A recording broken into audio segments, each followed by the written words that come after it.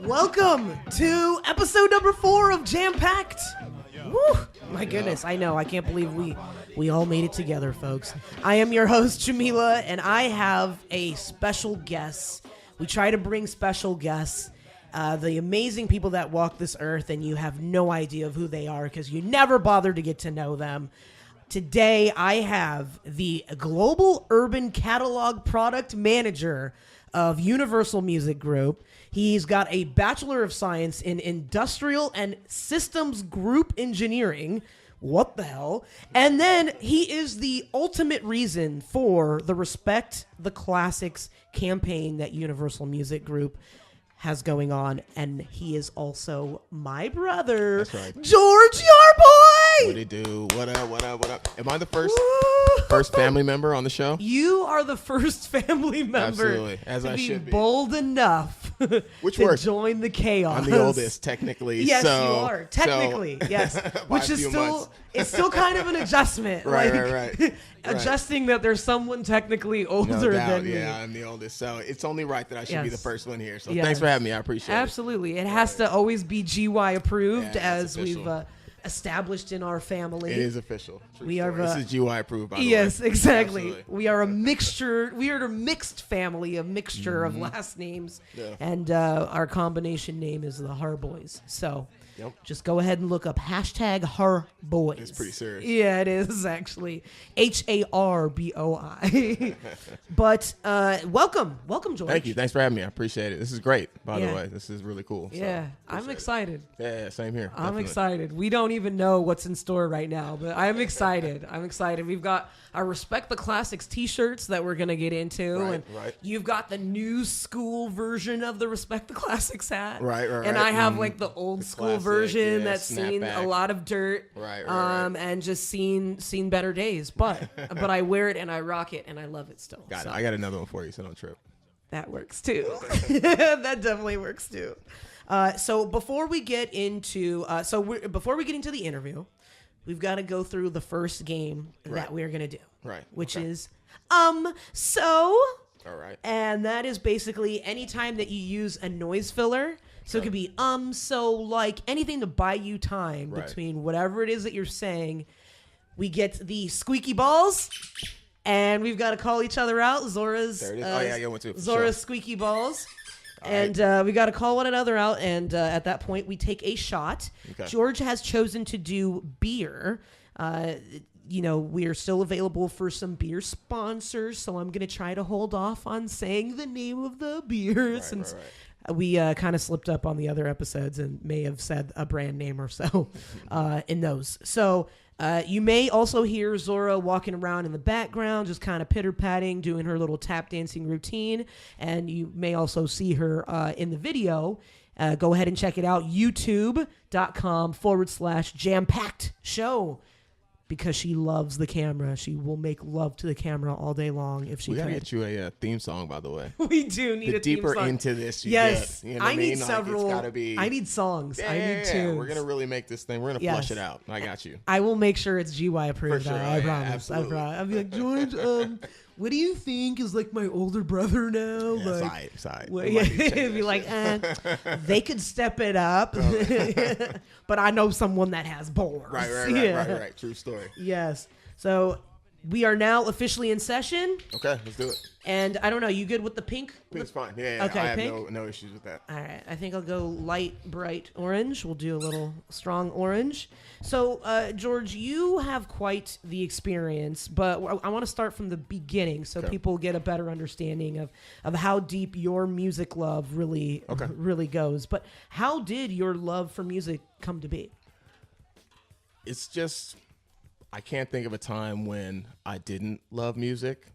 Since I was younger, when I would walk into a room, I'd turn the radio on before I turned the lights or the TV on. Like, I always loved music. I listened to it at basketball, listened to it walking to school, walking home from school, at school in between classes. It was just, music helped me through everything. It was my soundtrack. There's nothing cooler than putting on your headphones, walking by yourself, like when you're going somewhere, picturing yourself in like a movie, or we've all done it before, you know, and it really just resonated with me, just the power of music, and it evoked a lot of emotion, evokes nostalgia, things of that nature. And it's always been something I wanted to do.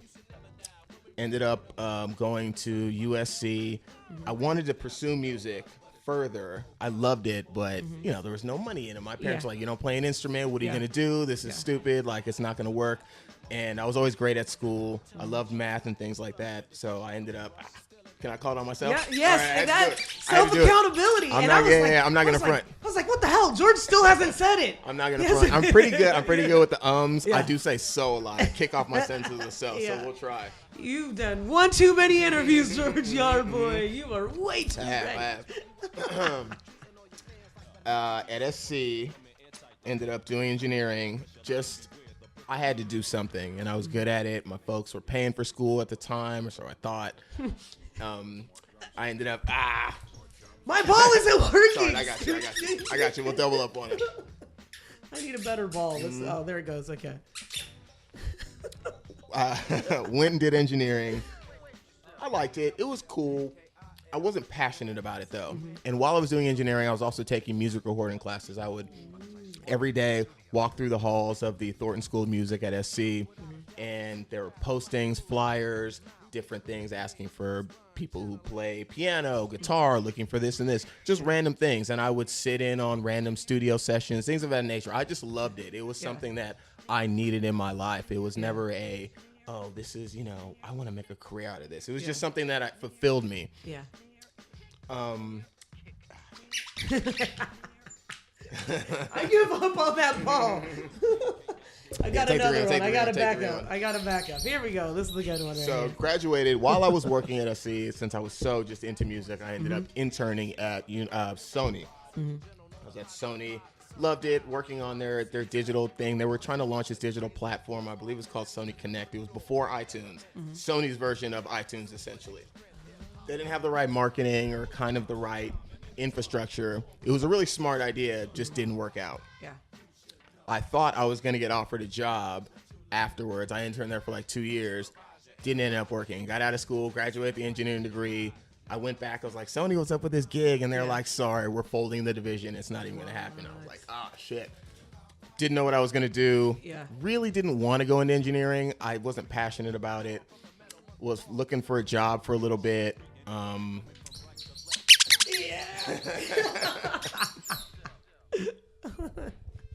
This beer is almost done. Yeah. And I got a call from Steve Wingert, who at the time was the vice president of sales for the catalog division for Universal Music. Said my resume had been passed to him from someone else, from another person that worked at Sony. He'd heard good things about me, wanted to just chat. So went in for an interview, crushed the interview. That's one of the things I'm really good at is interviews. I just enjoy it. That's awesome. Crushed it. Didn't hear back from him. Yeah. I was like, oh, shit, what am I going to do? I still don't have a job. I ended up getting another job, kind of engineering related, in an engineering recruiting firm. I'm like so locked in. I'm like, these are the deeper. These are the deeper facts that I get to find out. It's real. It's real. This is like such a fascinating thing because it's like you put in this time and effort into majoring in. It was a lot. This very difficult sounding major. It was, yeah. I mean, a Bachelor of Science alone sounds like... It was tough. It was a lot of work. Like a real life commitment. Crazy math courses and science courses and things of that nature. It was pretty wild. I took some differential equations classes and things of that nature. It was cool, but it wasn't like... I wasn't into it. I wasn't like running home and be like, yo, watch me solve this thing. You know what I mean? I was like... But I would come home like, yo, I found this new artist. This is great. Or I used to make beats in college to pass the time. I was like, yo, check out my beats. Things of that nature. Yeah. So... I always start my sentence with so. I'm trying to make the conscious effort to not do that. No, it's all good. I mean, like, your story is beyond interesting. I mean, you have such the background. I'll let you finish your story. But I alone am just so fascinated because George and I don't really get to speak like this too often. It's like 5 other personalities that like balance the conversation, like and really big personalities too. We're pretty chill, but they're really big personalities. So yeah, if you listening, you watching, we talking about you and your loud asses. All y'all. Yes, Dad and Mandy. That's true. You gotta add them too. It's like 7 of them. Exactly. It's like hella like. Got it. Hella personalities and oh shit. Oh, now we got an explosion on the table. We got an explosion. We used to have a paper towel, but it's all good. Wait, to the rescue. It's sweet. There it is. Paper towel action. But we have so many personalities that we really don't get to speak like this. So I'm loving the fact that George is the first victim in the family. Yeah. I love it too. Thank you. It's an honor. Yes. No. Yeah. Again, I mean, this is like just dope. Like finding out this other background, because, you know, when I first even met your mom, she was like, "Oh, my son, he works in the music industry, and and he wants to like go on tour. Like, do you think he should go on tour?" And yeah, she didn't. She still to this day really doesn't understand. It's funny. It's not a fault of hers or anything, but most people that I work with in my office don't even know what I do. They just know. They see a finished product. And they're like, "Oh, George just does cool shit," or "Oh, this is really creative. This is fun." But they don't understand the amount of work and the effort and the amount of no's I get, all the shit I get turned down, all the projects that have failed. Yeah. It's been a lot. It's definitely been a journey. So, so what happened after graduating school, get the interview. The interview went well. Didn't hear back from them for about 6 weeks. Finally got a random call. That was my first dealing with corporate America, especially corporate record labels. Yeah. They drag their feet on everything. They move real slow. Yeah. That 4 weeks, whatever it was, 6 weeks where I didn't hear back is kind of standard. Yeah. I thought it was over. They had moved on and they had found someone else. That wasn't the case. It was just the red tape and all that shit that I have now come to accept as being part of corporate America. Yeah. Anyway, calls me back, offers me the job. I was at LA Fitness playing basketball, offered me the job. I'll never forget that day. It was just a great day. Went home, started 2 weeks later, started answering phones, started from the bottom, legit started from the bottom. You really are, like, because when I was like, can I just admit, like when I was internet stalking and creeping, did you just squeak on me? I did. It was an accident. It was an accident. Though. Okay, well, it was a party foul. Yeah. Sorry, I should probably drink for that one. Exactly. False alarm, ring the alarm. But the internet stalking and creeping that I did on you was really a fun, deep dive, or as deep as I could go with George Yarboi. But you legitimately are the definition of starting from the bottom. Now we hear. I mean, only people under me at that time worked in the mailroom. I was nobody, just answering phones. But I was so curious. Yeah. I loved everything about what I was doing. Mm-hmm. I loved the business, and I was just so happy to be there. I was like that young kid that came in and just wanted to change everything. Yeah. Answer the phones, and you got to understand, like, anyone who's listening who wants to get into the music industry, whatever job you get offered, you take it and you make it your own. You make it the best and do the best you can. People would call the office asking to speak to my boss, who's a big deal. You got to know they're a big deal also. So you treat them with respect. You know what I mean? They start to understand who you are. They remember your name, and then you just kind of start a conversation and a dialogue, and people begin to trust your name. Your name becomes a brand, and then your brand becomes synonymous with whatever you're doing.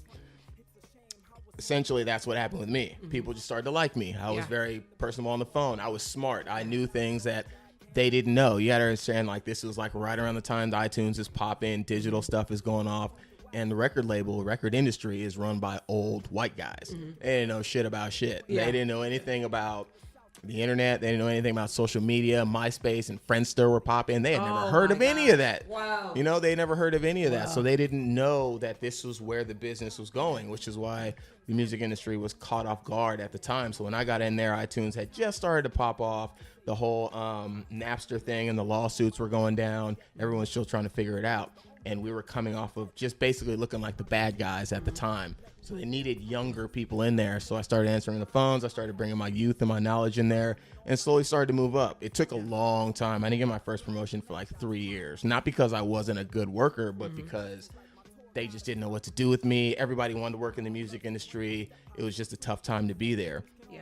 got my first promotion and moved me over to marketing. And that's when shit really changed for me. That's when I started to really, that 3 years, as much as I hated it, like just being the guy on the bottom, I learned a lot, and it taught me a lot about myself and what I wanted to do. And I just needed that patience. Yeah. So I learned that, got into marketing, and I took what I learned in sales into marketing and applied a different perspective to it, and just kind of felt out the whole situation. And I was like, okay, it looks like there is a deficiency at Universal in hip hop. It's all a bunch of old white guys. I know white people love hip hop. They know hip hop, absolutely. But the people I was working with did not. They just didn't understand it. They always thought that catalog hip hop or hip hop that was older, everything that I listened to in the 90s and 2000s was obsolete. It's got a shelf life. No one wants to buy it. It's not cool. It was a fad. These were all the things they would tell me when I would look at sales reports in the morning.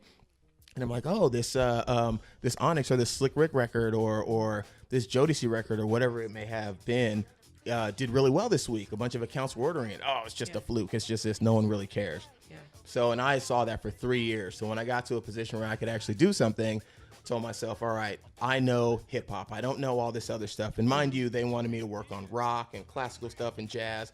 I grew up in the 90s. I know a few things about rock, obviously. We were in that MTV kind of BET generation where we learned different things and we saw a lot. So I was well-rounded with my music taste from the 90s and 2000s. When it was still Big Tigger's basement. You're in the basement. Absolutely. I mean, from the basement to TRL to Comic View to all that stuff. Those are the things that shaped who I was at the time. And I was just like my pop culture. So I got over to my position and just said, hey, I want to bring some of this hip hop out. I want to put some of this shit out. None of the stuff was on vinyl. And at the time, everyone's like, vinyl's a dead format. It's too big. It's too expensive. No one wants to do it. This is before the vinyl craze from like 3-4 years ago. I was like, look, we should really look into doing this. And it wasn't like I thought I was some type of genius trying to create a new revenue stream. It was more like, yo, I'm a hip hop fan. I would buy this. I am now in my early, like mid 20s at the time. Got a little bit of disposable income. I would pay an extra $10 for this because I grew up with it and it meant that much to me. They didn't understand that. And I tried to make the comparison, like, look what you guys did with classic rock. When you grew up with this shit, it was hot. Now you guys spend $80 on a classic rock box set. Hip hop fans will spend way more. Look at us. We love buying jewelry and Gucci and Jordans and things of that nature. You think that if you didn't offer these people a product that they grew up with that made them feel something that they could actually attach themselves to, they wouldn't buy it? Guarantee you they would buy it. Nobody listened to me. They thought I was absolutely crazy, 100% crazy. I just tried, and I literally kept beating my drum. It probably took another 3 years of me just talking to people. So at this point, I'm 6 years in, and no one's really listening, but they kind of are. And a boss of mine was let go. He was fired. And they brought in a new guy, and this new guy promoted me, made me a product manager, and put me in an office. He didn't really know what to do with me. He knew I'd been there a while, and I was one of the more senior people, so he put me in this office. And then when I was in there, I had a little more access, a little more power, and that's when I started something. I was like, look, I'm just going to go ahead and do this shit. I've been talking about it for 6 years. No one's listening to me. Fuck it, I'm just do it. So I came up with this concept, this logo, Respect the Classics. I had been thinking about it for years. I had brought it up in meetings a couple times. People just laughed and thought it was cute. And I was like, okay, I got y'all.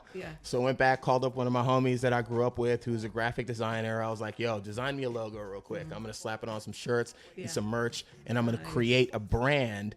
But I'm not going to tell anyone I'm creating a brand. It's just going to pop up one day and it's going to be the shit. Because I feel like if I try to explain it to people, they're not going to get it. They're not going to be with it. So let's just do it. So we did it. He sent me a bunch of mock-ups. We went back and forth for like 2 weeks. I settled on the logo. The logo is like the fist, the classic fist with the rings. That was our first iteration of the design. And then we did like the American flag to really like bring it all together, because we didn't want to just segment everyone from the 90s and 2000s into just hip hop. We're like, yo, let's call it Respect the Classics. It can be jazz, rock, hip hop, classical music, whatever you grew up with, whatever you deem a classic, this shit is for you. So we did that, put it together, put the logo together, and then I started just kind of taking old classic hip hop records that were out of print on vinyl, and I was like, let me just reactivate these, put these back in print. We'll see how they do. That's how we started, real small, just real basics, putting some classics back in the marketplace, see how they were doing. People were like, okay, these are selling all right. And I was like, okay, now let's take this to the next level. Let's step it up a notch. Let's do something better with these packages. Let's focus on them. Let's put some attention on them. So I would do little things like instead of a normal vinyl cover, we would do like a 3D cover, or we would do an animated cover. We would just do something to make it different, to make it cool. So it's still classic, but it's contemporary at the same time. It's new and it's fancy, but it's this classic old shit that I used to listen to walking to the bus stop type of deal. And it just picked up, and it was doing well. The products were really well. Everyone loved them, but the retailers didn't really understand what I was trying to do. They weren't there yet. Yeah, you got to understand. It's the same people that were kind of working at the record labels. They were older. They didn't really like hip-hop or understand it or know it. So when their buyers, like, let's say, Circuit City, was out of rest in peace, Circuit City. Rest in peace. At the time, Circuit City was and around. Tower Records. Right, yeah. And Tower Records, yeah. Some of these physical retailers that are no longer available or no longer around, they would want to... I would want them to stock my merchandise and my stuff, but they just didn't have the knowledge. No one there cared enough about hip hop. So we're like, fuck it, let's just do it on our own. So we started the website. So we just put together respecttheclassics.com. We're like, everything we sell, we will sell on our website. We'll sell it for cheaper than they could offer it at the physical retailers. And we'll just do everything we want to do and just say, fuck it, and don't worry about what anyone else says. And, you know, I ended up doing that, and it branched out into merch, into different records and cassettes and crazy box sets, and that ended up running for like 3 years, and we put out some really, really amazing stuff. You know, it's kind of where it's brought us to now. Like, kind of at a crossroads. What are we going to do with this label? So that's we're on. cool. I love it. Like, George is like talkative Tammy, and this is because you have to understand, we don't get to talk like this, and we don't get to talk for long periods of time either, and just rap, just talk about whatever, and just talk about music. So like, and I'm usually pretty low key. So, and you're I don't really say a whole lot. I'm not. Oh, look what I'm working on. Look what I'm doing. I'm, there's been too many instances where I've been hyped up on a project or what I've been working on, and then it gets to like the last step, and then it falls apart, and it's destroyed me. So now I just keep my mouth shut. And then when my product comes, I'm like, what is that? And I'm like, I've been working on this for like 15 years. It's the hottest shit ever. You know what I mean? Like, exactly. That's kind of how I am. And George is so humble, because even when he like will say, this worked, or this happened, or this like went through, like this was accepted, and like you do it so low key that you're like, but are you excited? Because I know you have to be excited. I am. But I am. Like, I'm a little. But I love it though. It's like so low key that you're like I'm excited, but I don't know if my excited is too much for you to take in right now. That's awesome. I'm a cautiously optimistic person. If I was like a rapper and put out an album, I would title it Cautiously Optimistic, because that's just my philosophy when it comes to this shit. Like, I know it's gonna work. I know I have no doubt in myself and my abilities, but at the same time, it's convincing everyone else that you are as good as you say you are. So that's kind of my uphill battle every single day. Yeah. I dig that. And on that note, I'm going to go to my pick, my song pick of the day. It is actually one of the songs that are a part of Respect the Classics, because I got a chance to really look at the arsenal of Respect the Classics, and when we get back, we're going to talk further about these artists, and just it's like this is about to be a deep dive into some quality ass music and what to maybe expect in the future. His George always has something amazing up his sleeves, but we're going to go to one of my favorite groups. Even in college, we went to. We haven't called each other out on any of this. Like, I'm caught up in the conversation. I'm so drawn in. Let me take a shot real quick. Let me get my life. So I chose Jurassic 5 Contribution, which is from their Quality Control album, which you can also purchase through respecttheclassics.com. Correct, and we'll get into all of that greatness and how they even sassed it out and made it way better than the original. Yeah, absolutely. And definitely more of a collector's, also a very much so actually a collector's item for sure. Yeah, for sure. So here is Jurassic 5 Contribution. Classic. Either you a part of the problem or you a part of the solution. What's your contribution to life? All right, now that was my song by... I'm calling myself. Yeah, don't forget. That was my song pick, Jurassic 5 Contribution, and I chose that more so because I feel like it's important more so than ever to have a contribution in this world, and have something that people that has like a lasting impression with people, that you're contributing something to society. I promise the beer has not gotten to me yet. But one of the things I wanted to ask you, George, unless you, I should take a shot for that too. Violation. I have so many. Go ahead, try it. Test. Yes. So Brooke is going to join us for this portion of it. And that also means that Brooke is going to be joining the noise filler game as well. Right. So Brooke might be just as messed up. Possibly. Possibly. Take a shot. Let's keep it going. Hi, everybody. She's going to be just as drunk. No, I'm not. Hopefully not. I have equipment and a video to edit. Okay. I was going to say congratulations. So Brooke is a hip hop head, so she's going to join us in the conversation and chime in, and feel free to ask questions as you please. And if you want to see Brooke, also go ahead and check out the YouTube video, youtube.com/jampacked show, so that you can see all of us on video if you'd like to witness and see all of the shenanigans that you're between your very eyes. Need a new ball. Yeah. I got you. Got you. And here you go, Brooke, if you want to join the... my squeaky. Oh, I get a little bear. I get a little bear. Brooke's going to get the little bear. Okay. Well, my hands are tied. But. So we were talking about starting from the bottom now here, and George is literally that song. Oh, yeah. He is... Yeah. Can you actually open one up for me too, please? Yeah, I got you. Put my older brother to work. I got you. This is awesome. I love it. These are the perks of having an older brother.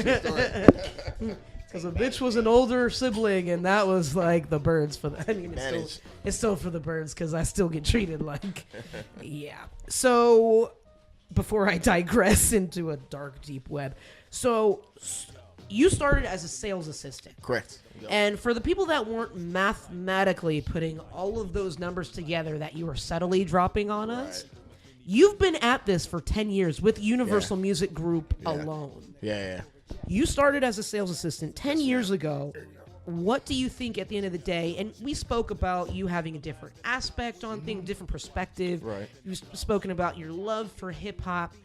What do you think that it was that gave you the edge in moving up to now the global urban catalog product manager at Universal Music Group, which is massive and a huge official congratulations. Yeah, thank you. Because this is only 4 months old news. Yeah, it's relatively new. I mean, they're still really putting the title together. It's just kind of a mishmash of two jobs. Probably the only person in the company with these two jobs, so to speak. Mm-hmm.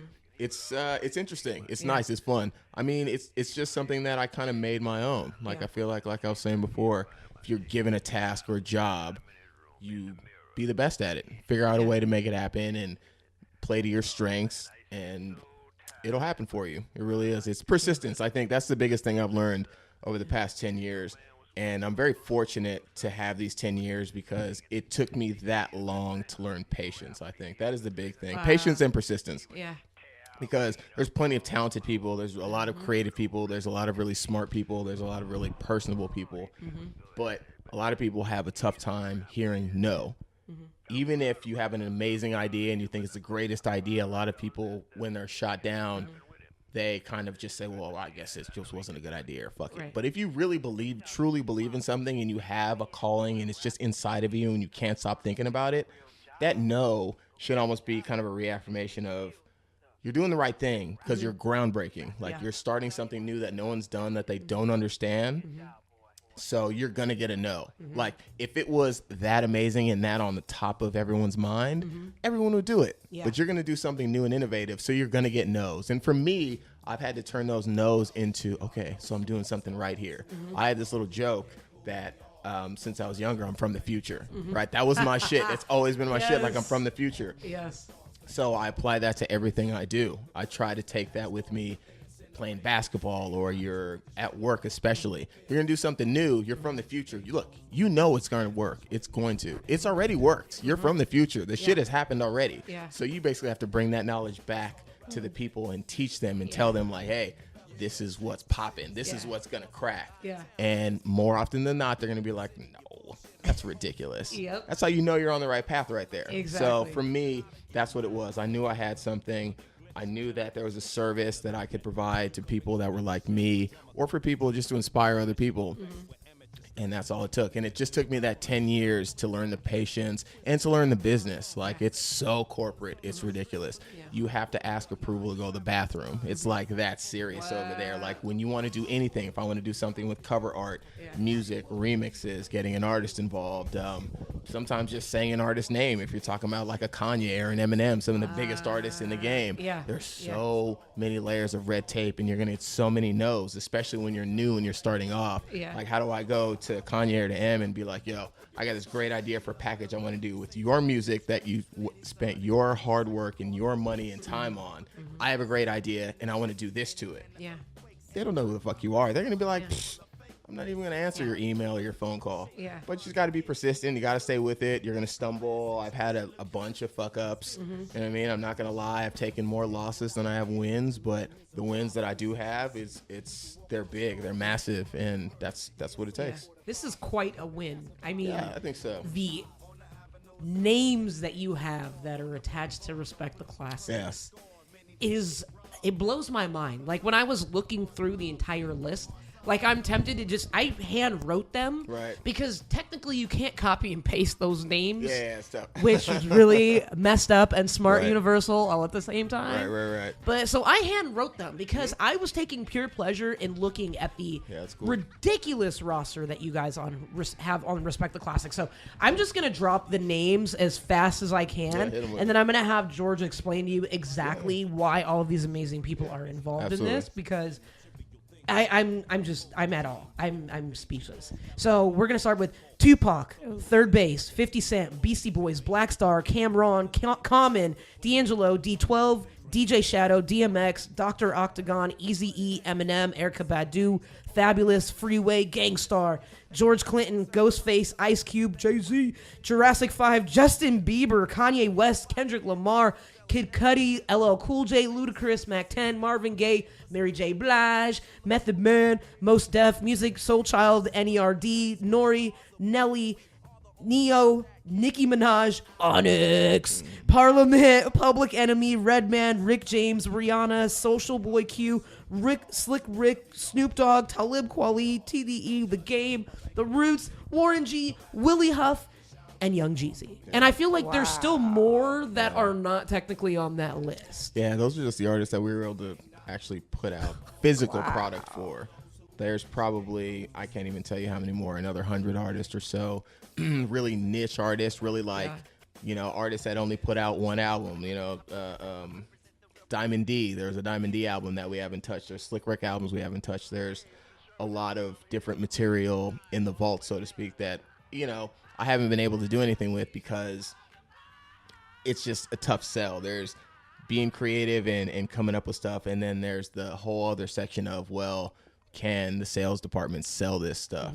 And there's only one of me, you know what I mean? Like, not everyone understands this whole process and this culture the way I do, so it's tough to hand over an idea or project to somebody who's never even heard of Black Star or Mos Def or some of these other really classic groundbreaking artists. It's like, how are they going to sell this to a physical retailer, a Best Buy or whoever stocks, or your indie mom and pop, and expect them to have the same passion about it that you do and explain it to the people over there so then they get it. It's just not going to happen. And you can't do everything. Like, I can't come up with the website, do the marketing, get it approved by finance, get it approved by legal, get it approved by the artist, do a mock-up. I can't, and then after that, then start the marketing. It's so much work. It's very draining. But when you love it, it is what it is. So you just, like I said, you take those no's, and every time you hear a no, like, oh, that's impossible, or that's crazy, or no, you can't do that, then it's like, okay, I'm on the right path. Exactly.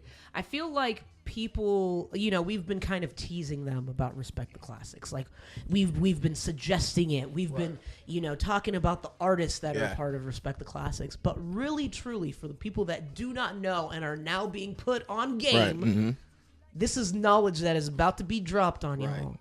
What is Respect the Classics? I think Respect the Classics is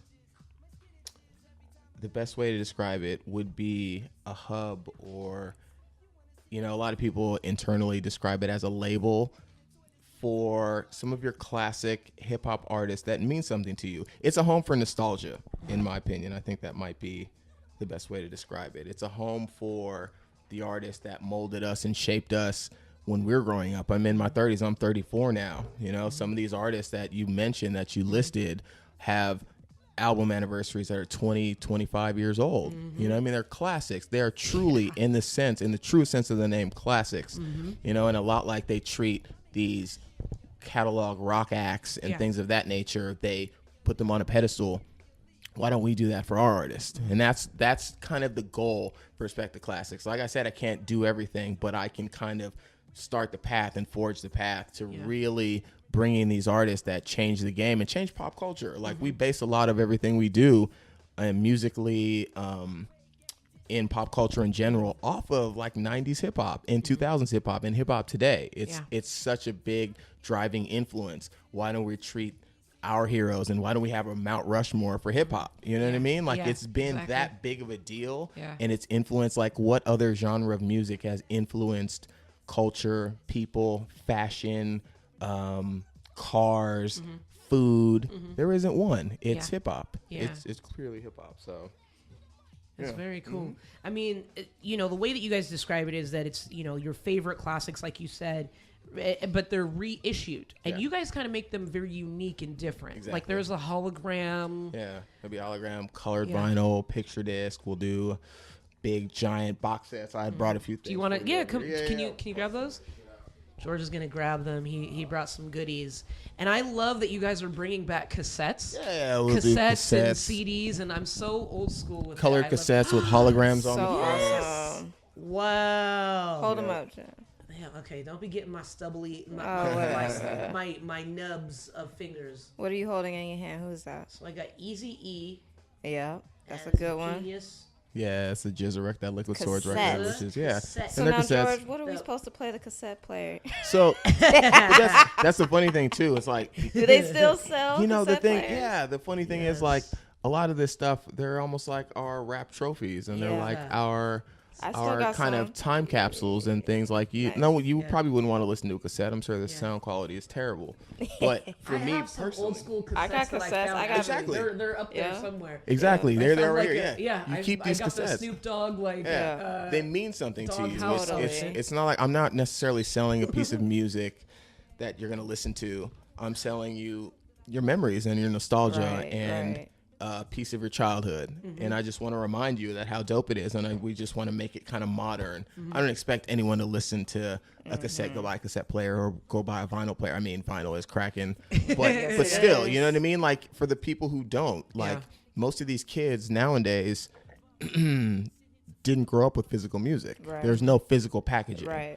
We did. So it means something to us, whether it be from cassette to CD to whatever. And don't get me wrong, I love the new era. I love streaming music. I love it. It gives me an opportunity to sample music kind of risk-free. So I like that. I like that a lot. I love the fact that everything that I want to listen to that can be up there is right there. You know what I mean? Everything is there. Where else can you go? Like, I had a shitload of CDs before, and it was a mess. We all had that CD book in our car. With I still got mine. And that's I crazy. refuse to even throw away the back part of the CD, CD cases. But I finally did the CD book, but I kind of recycled the case for the CDs, but kept the book. Of course, and I put I've got I've got a bunch I of did the same thing. So for me now, it's like, okay, what if I can blow that CD book up that you probably haven't seen in 15 years? Add some more photos from the original photo shoot you've never seen. Put it in a high-end box with some cool vinyl and a couple of other things, and really blow this package out and make it something like, yo, I want this. Is like, yo, I need that. That is crazy. That's what I'm doing. Like, I'm trying to sell that nostalgia. I could care less if you spend $15 or $5. It's not really about the money. I'm not making You know what I mean? My budget, I'm not clearing the quarter for off cassettes. It's not going to happen. Yeah. You know what I mean? But what I am is I'm kind of involving you and establishing credibility with these. Like, yo, I understand this. I know how important this is. Yeah. It might not sell, but I will do this for you, for us, for the culture. Exactly. You know, just remember that. So that's kind of like the whole thought process. And then we get to branch out and we do other things like we'll animate these covers. So if you kind of flip these up and down. Okay, you guys know have what to I mean? see this D12. Oh my goodness. This D12 vinyl. Dope. Right. If you This move is it a up and down, it hologram. kind It's of like trippy. animates Can a you little see it? bit. Yeah. So I'm moving it. If you want to take a look at it, go ahead and check it out on Got it. YouTube. I got you. But this is like crazy. Wow. It's, Right. it's. Would you consider this? Is this a hologram? Would you say? Yeah, Or I guess it's- that's the best way to describe it. They're called lenticulars, but essentially it's an animated cover. So it's like you flip it in one angle and one way, and it moves. So it's like an NWA book. Like this was a book that we had. No. This never way. came out, but it's got every What is in album that? and LP and EP that NWA ever put out in there, along with a bunch of unreleased photos from the original photo shoots My from God. each of those I found albums in this there. out of the way. And This it's is- just a giant 12 by 12 vinyl book that you can flip through, and no one's ever seen these photos before. And I think it'll come out next year. It's been done for a couple of years, but you know, we just do things like that. This like, is yeah, we put a incredible. lot of thought and effort into what we do. Like these are done. Like I love hip hop. My staff, the people I work with, they love hip hop and they love packaging and they love music. So Right, I the surround whole- myself with people. I can't do it all on my own. This like is there's, incredible. yeah, thank you. It's really great. So it's just little things like that. Yeah. Just trying to do something special with something that meant so much to me and hip hop gave so much to me growing up. I feel like I just want to give back. That's all. And that's at the end of the day what I really want to do. So Nice. That's that contribution. Mm-hmm. I mean, with that, did that come out around the time that Straight it was supposed to. Outta Compton came out? Was that a supposed to. part of? It was going to be. It ended up coming out. Like I said, there were some political issues at the time, but it's pretty much ready to go. We're hoping next year is the 30th anniversary of Straight Outta Compton, if you can believe that. Yeah, next Okay. September or November. So this is ready to go. Like I've been working on this for a long time. I'm working on all this stuff. So Okay. to 2018, hopefully that'll come out. Yes. I Fingers feel like crossed. this is a little hint, folks. Yeah, Like you're getting yeah. it here first. You might just see. this Yeah, we got- exclusive I got NWA one more thing I wanted to show you that I brought you guys. Unfortunately, Yes. I couldn't bring the entire package, but this will be out next month. What is this? I've been working on this for an entire year. Oh my So- gosh.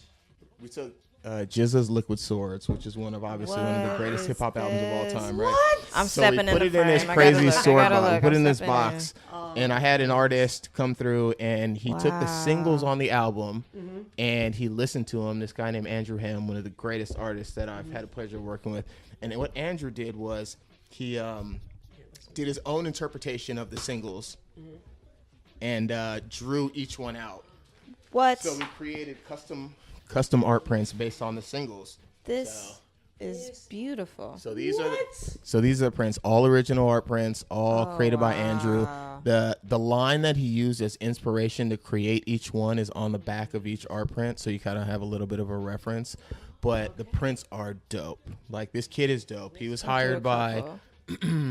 He's been hired by several people to paint murals around the world. He's just ridiculous. And the prints are dope. And then we broke the album out, put it on 7-inch vinyl, put each of the 7 inches in here with a nice custom book. What? But the really cool thing about this, and unfortunately I don't have them in here because this thing is literally being assembled in like Taiwan right now. But we had the JZA come through our offices last week and autograph these. And at the bottom of this will be 2 swords that will go in this box. And the swords will fit in here. Get out of here. And then the swords will be autographed by The JZA. world. Yeah, Are so you it's- do you see this? So there's no swords in here right There's no now. swords in there. Unfortunately, they're like we're still a little early on production. where the The swords are going to be in here. So- The autograph will be in here, and it's just going I'm to be about dope. to have a sword, Wow. y'all. Yeah, so we're literally like Wow. we're doing some really That's cool some cool things, and that's we're involving cool. these artists, and we're just trying to take things to the next level. And really, that's the response and the emotional response we're going for when we put these projects together. We want people to be amazed, happy, I love it. like what the fuck? Who came up with this? Right, We I want love all of it. that. That's everything we want. love So it. it's a retail for like $120. There's only like 500 of them. You know, it's going to be It's super exclusive, 500 super of rare. them? $500. Wait, how much? 150. Oh, 150. Okay. See, I was ready to $150. pocket the rest of that. I was just gonna pocket the rest of it. I mean, $150. George is not allowed to pocket it, but I will. So $500. No, it's so it's gonna be $100. Yeah, about 100. I There's- think it's retail 150 That's not exclusively on the bad. new website. There'll be a smaller version without the swords, just the art prints and the vinyl. That'll be for about $60. That's still not Yeah, bad. so it's cool, and it's just what it is. And Liquid Swords is one of those albums where it's like it deserves a little special attention. Yes. You know what I mean? It meant so much to so many people. So, it's just a really cool design. We just got a bunch of stuff. Great. That's a great concept. Oh my goodness. Great concept. So that's kind of the ideas behind what Yeah. we do. We want to make it bigger and better and sexier and just Yeah. funner. And if it takes me a year to Yeah. do it, then this took me about 10 months to put together. You got to imagine like walking up to your head Patience. lawyer and telling him that you want to put swords in a box. Yeah. Now he was like, nigga, get out my office. Exactly. Yeah. Get out You're my basically office. allowing people to walk around with fucking swords. Yeah. Wait, so it's going to be real swords. No, see, unfortunately, we can't It's do gonna the be real a machete, a mini rele- machete, y'all. I'm gonna clue you guys in on a little secret. So back in maybe like February or exclusive. March, I was like, okay, we're coming up with the idea for this project, and we had the art prints drawn, and we're like, we need to take it over the top. And some guy in my office, I'll give him mad props. My dude Frank Calora, who I work with, he was like, it's called Liquid Swords, and this cool white guy. This is one of my guys. He was like, it would be so wild if the box came with swords. I was like, and he was like, he just said that to be funny, and I was like, Frank, it's fucking genius, dude. That's fucking And he was like, stop it. So I was on a mission. So we literally had to get this whole concept cleared by the head of our global communications, a top lawyer for Universal Music, and like 2 other people. And my whole thing was, I was like, all right, I told them initially I wanted to put a full-size combat-ready ninja sword in the box.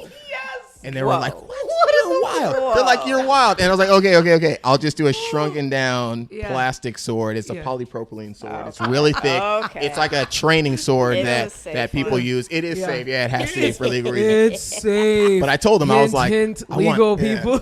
Yeah. I want a full combat ready. We'll slap a warning label on it. All the press will pick up on it. They're like, Universal Music Group is selling weapons now. Right. This is terrible. Kids are going to buy this and stab themselves. And I'll be like, guarantee it's all going to sell out. Exactly. And they looked at me like, dude, this kid is crazy.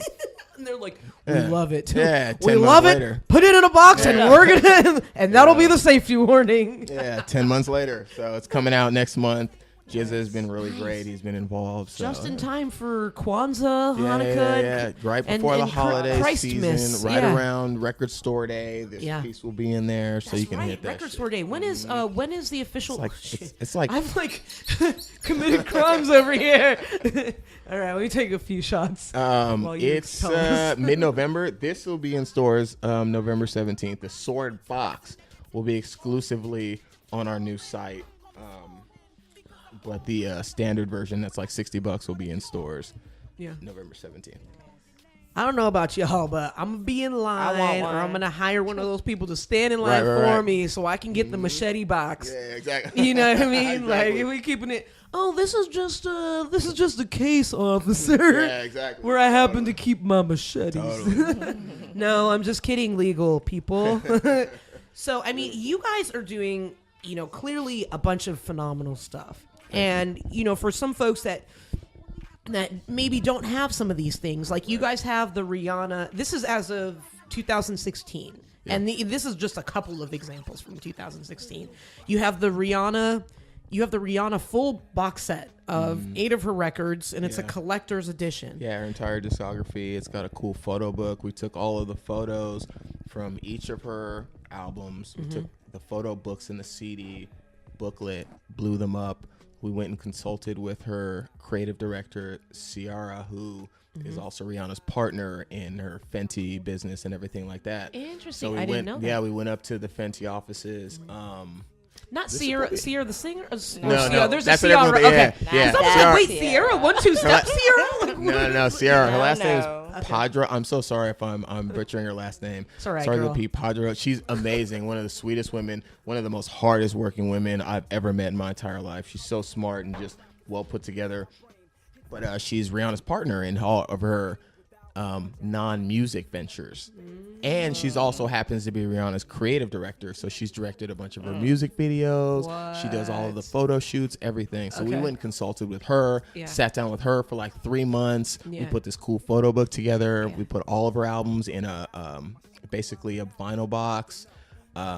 It was nice. It was really cool. That was a great experience to work with her and just kind of see how it's done on a massive global artist scale. And it was great. Yeah, I mean, I remember seeing that she had posted it on her Instagram. She was giving a shout out to Respect the Classics, Totally. and for people to know that it was like a limited edition. I don't even know if you guys still have any left. But We have a couple left. Yeah, Okay. we've got a few left. Oh, Mhm. ooh, that's a Rihanna insider tip right Totally, there. no So doubt, for no all doubt. you Riri fans, No doubt. you better Pondy River, Pondy Boat Yeah. over to respecttheclassics.com. Yeah, totally. Yeah, get those while they're on sale right now. Get Mhm. those They will be leftovers gone. right there. They will be That's gone. yeah, because I'm surprised that there's any left. Yeah, we did a bunch of them. We want to make sure we had enough for the holidays and for everybody. So, yep, it's available.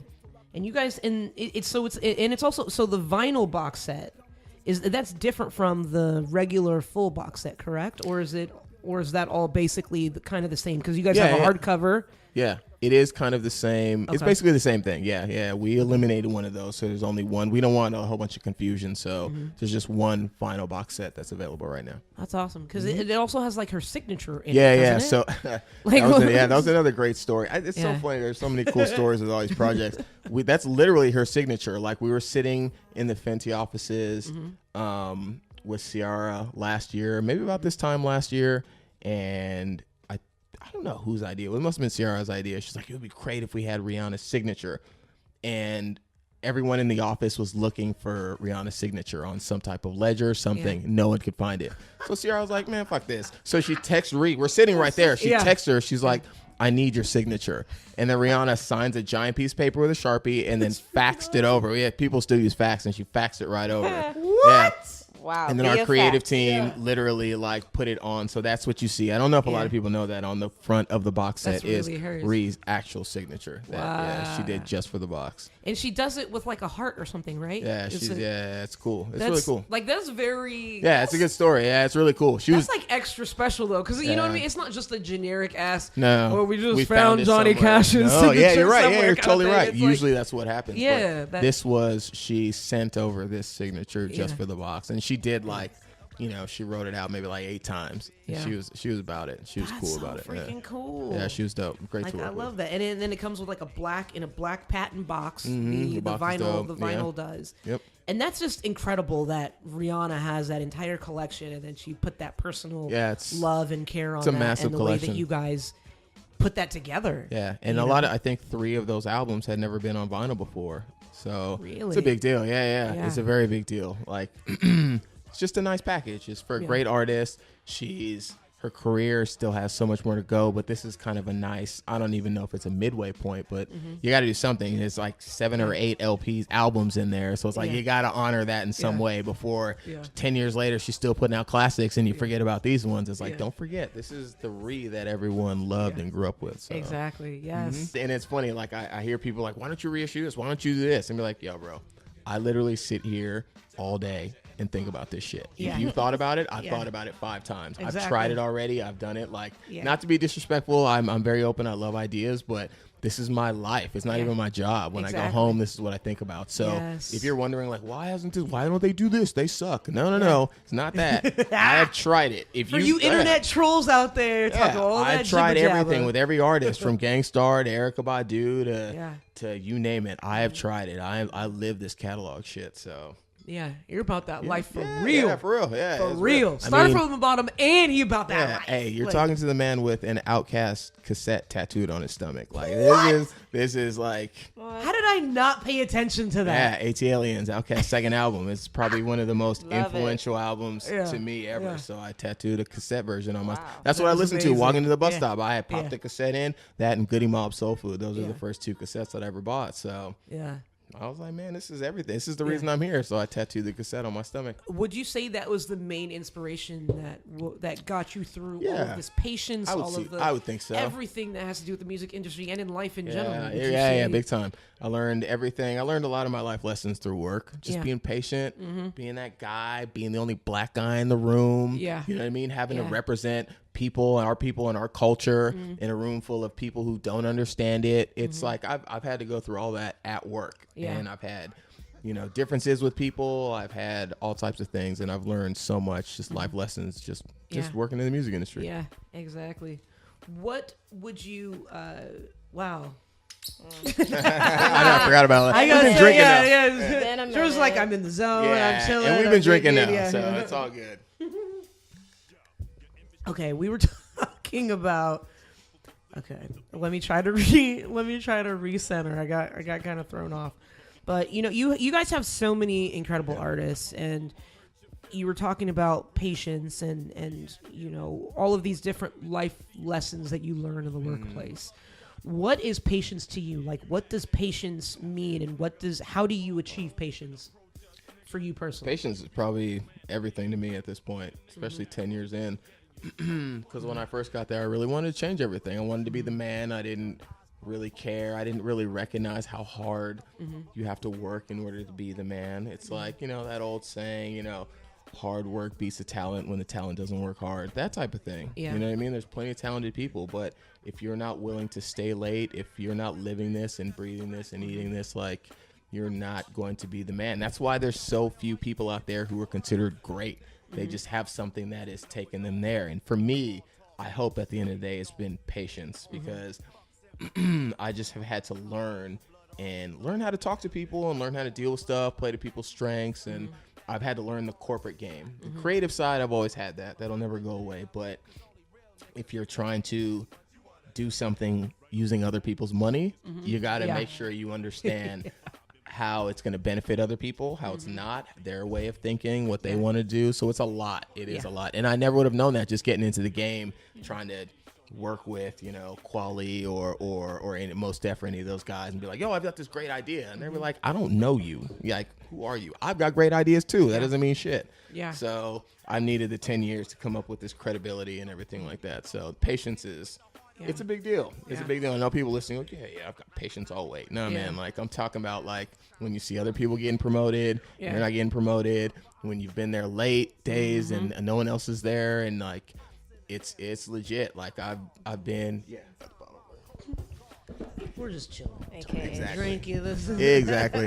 So patience to me is the number one thing. Just patience and persistence. It's a combination of both, because, you can't be of the faint of heart, so to speak. If somebody tells you no, or somebody tells you they don't like your idea, what are you gonna do about it? You just gonna cry about it and just be like, whatever, they didn't like my idea? Or are you gonna be like, man, fuck them, like, this is a great idea, I'm gonna come back with something better, or I'm just gonna go around them and make it happen? Like, I'm sorry, but that's how I operate. If you're standing in my way, I'm not gonna bulldoze you over. I'm gonna go around you, because I guarantee you I can find somebody else who will approve this shit. Exactly. And if not, then I'll bulldoze you over, and then we'll make it happen. Yeah, for sure. No, I completely get it, and I agree. How, we talked a little bit about kind of how the concept came about or why, but really, truly, what was like the nail in the coffin where they were like, this is what we're going to do. We're going to bring respect the classics to the forefront and see how this goes. I didn't really give him a choice, to be honest with you. Nice. I just kept beating my drum, and I kept saying what I was saying, and I would present them with case studies of, look, you guys aren't paying attention to this classic hip hop music, this hip hop in general. You guys aren't paying attention to it. You're missing out. And here's what I really did. I hit them with the numbers. Like, you're missing out on a whole new revenue stream. Yeah. You guys are doing the same thing over and over. You want to supplement your income? Focus on this hip hop. Look at what these kids are doing. They're spending X amount of dollars on sweaters and t-shirts because they see an artist wearing it in an interview or on a YouTube video or in a music video. These kids are easily influenced, and we've always been like that. Hip hop is that genre that transcends music. It's one of the few. So it's like, if you can tap into that and come with some authenticity, people will spend the money. They will do it. I mean, look at it. It's never changed from the 90s when people were buying Fila's and Fubu and Reebok to today, where these kids are waiting in line for Supreme and Jordans and shit like that. It's the same thing. It's never going to change. So if you can come with authenticity and you can tap into that market, then you're going to make a shitload of money. Exactly. Yeah, bottom line. So, but they didn't understand that. Yeah. before we get into your song pick, which is it's interesting. which I almost it's very interesting. Yeah, I did. It took me. Yeah, you asked me for my song pick, and it took me about a week to think about it because I was like, yo, I'm going to talk about classic hip hop. I should pick like Nas, in Halftime or you know what I mean, Outkast, one of those songs. Yeah. But I went the totally opposite direction with my song pick. You really did. I had to do it. Yeah, you really did, and that's I think that almost speaks to I feel like it does speak to a great deal of what your musical preference is. I'll squeak it on myself. Keep on drinking. George is like, yep, I'll drink to that too. Yeah, for sure.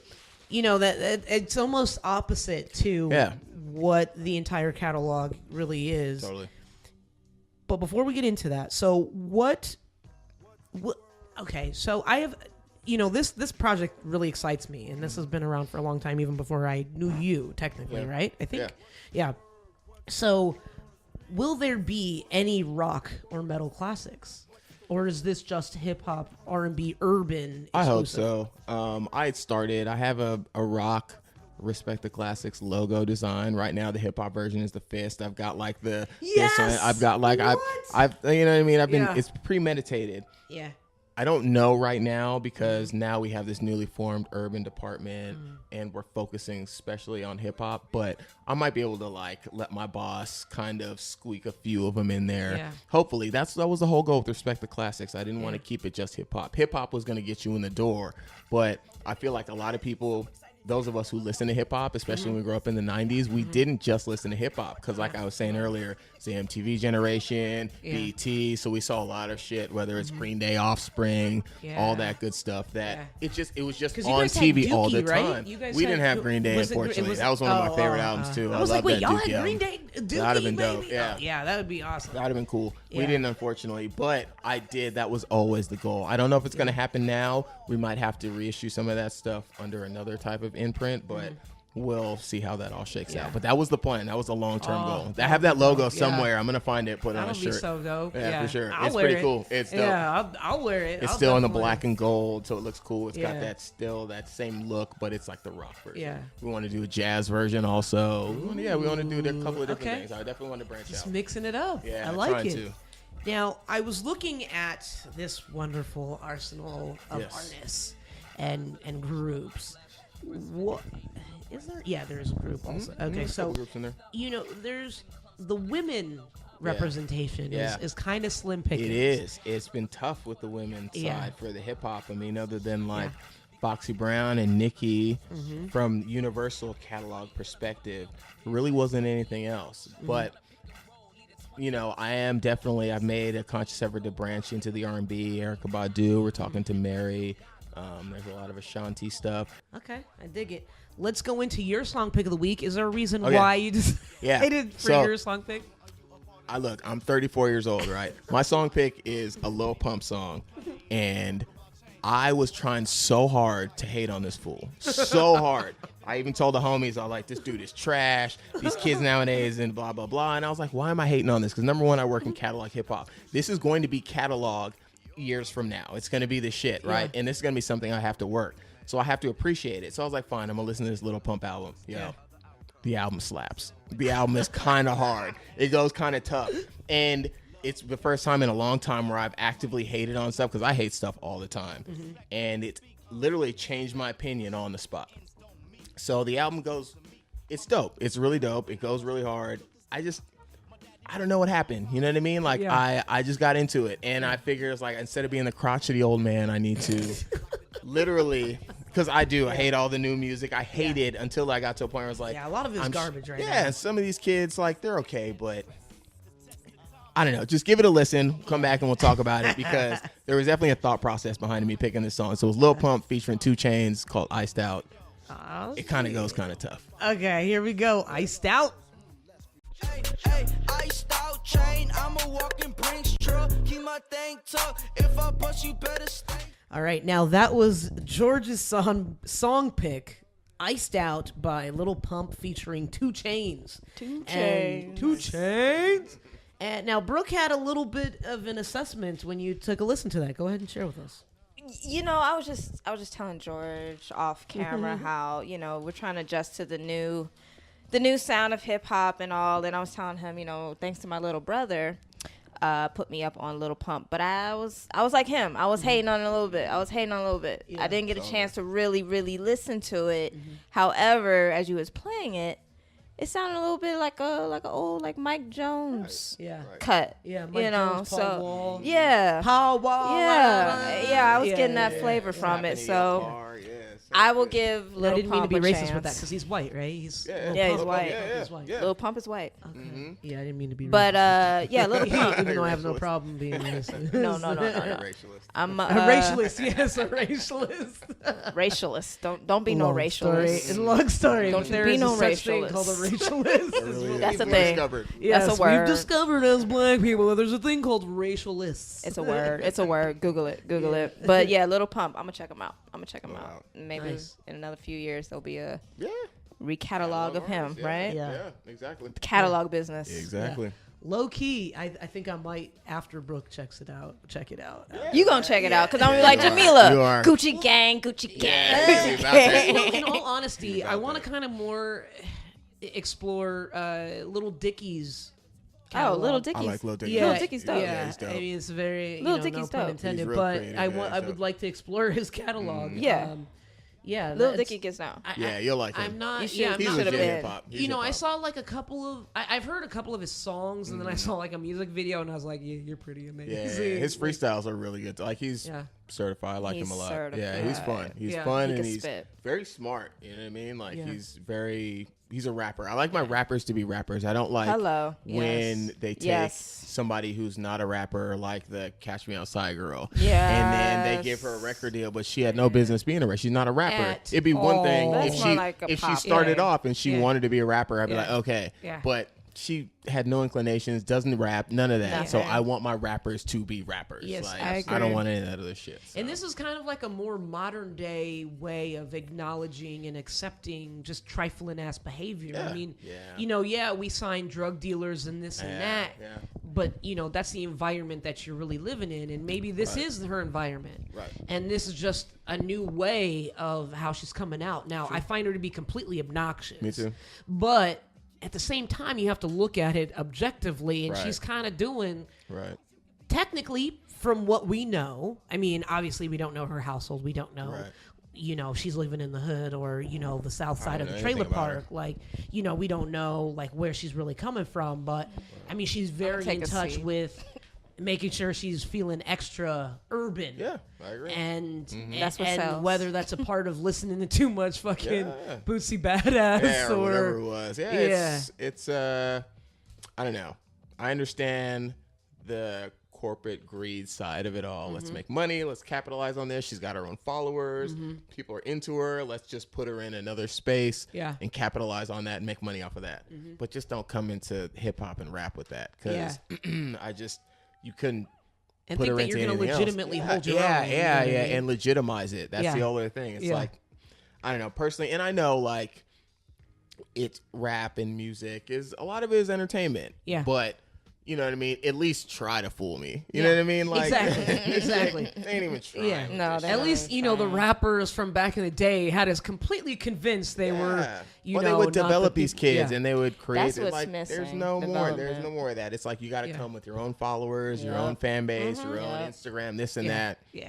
And it's Yeah. like, nah, it's not what I'm looking for. Yeah, it's like I'll let you use my house, but you have to bring all the people for this Everything. record Yeah. release party that, And the like, furniture. we Right. might help you with. Right. It's right, like right. such a weird clusterfuck And you still way. got to pay me to use my house. Exactly, Right. exactly. not And gonna for be all free. those sales that you make, with yeah, like yeah. that merch you sell, the alcohol we Yeah. sell, I'ma even though just it's take your money out the alcohol, ticket price, yeah. it's your alcohol, but you gonna give us a cut.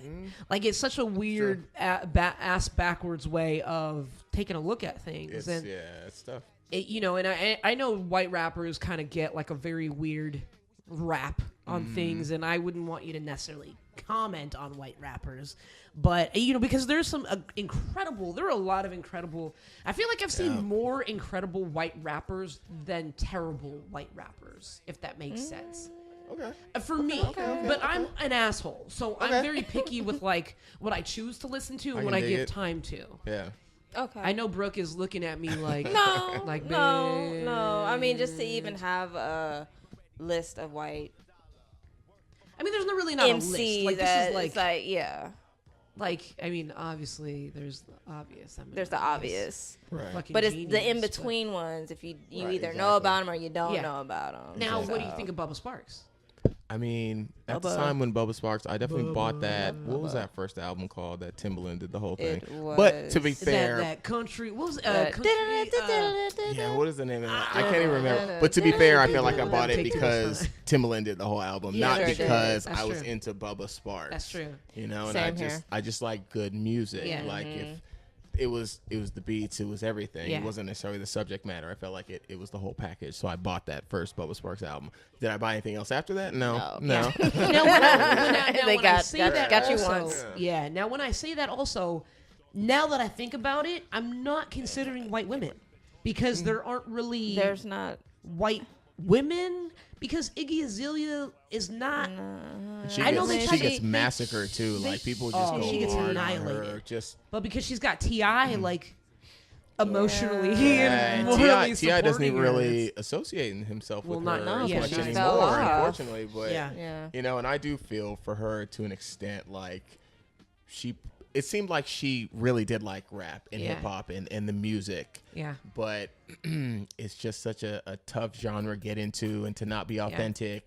Yeah. And you know, she had the accent. She was a white girl. She, you know what I mean, was T.I. writing the raps, this and that. Yeah. She had a lot going against her. Like, Yeah. I don't think her career is over, but I definitely think that was an uphill battle. And I liked absolutely. her. That mixtape that she put out before she put out her major album before she was signed was kind of dope. It Yeah. had like 7 tracks, had some bangers on there. I was like, okay, this chick is different. It's Yeah. cool, but you know how it is when corporate America gets their hands on some shit. They Yeah. want to commercialize it. They want to make money. Yeah. They want to make sure she's accessible and everyone likes her. So you know, they Yeah. just do different things and you get a different perception of her. Because prior to her getting signed, she was kind of dope. She was Yeah. Thank kinda you. dope. Really? She was. Yeah, she no, was. yeah, See, she yeah, could I actually know. rhyme. But then when she got could- signed, she kind of got the more got of a pop commercial. appeal. She got very commercial, and it was just people really started hating on her. But before that, I was like, yo, she's Yeah. kind of dope. Now, I what's did your too. take on Mariah Lynn? Because I've actually heard, and I don't know if this was Cardi B just being silly, or maybe if I'm just totally making this up in my head, is that Mariah Lynn. A lot of people think Mariah Lynn is white, but I've heard something to the effect of that she might be slightly Puerto Rican. I don't know, like if that's just trying to give her the people I of don't color know. credibility, Maybe. or We'll find out. You know how it Yeah, is with the internet. exactly. You know, whatever it is in life, whatever you do, just stick with it. You know what I mean? A lot of times, the really successful people don't take no for an answer. So if it's anything in life, whether it's music or sports or you want to be a rocket scientist or whatever you want to be, stick with it. Because a lot of times people won't understand your vision and what you want to do, especially if you're trying to be innovative. So just keep it going and just believe in yourself. Like that is a really, really big deal. Like believe in yourself. And if you really, truly and feel like this is it, this is like you've got something here, stick with it. Yes. You'll get no's, but that's how you know you're on the right path. Absolutely. So. Yeah, you're from the future. If you're from the future, you already know what's happened. Yeah, this shit's already happened, so there's no point in anyone telling you no. It doesn't make any difference because it's already happened. So, yeah, for sure.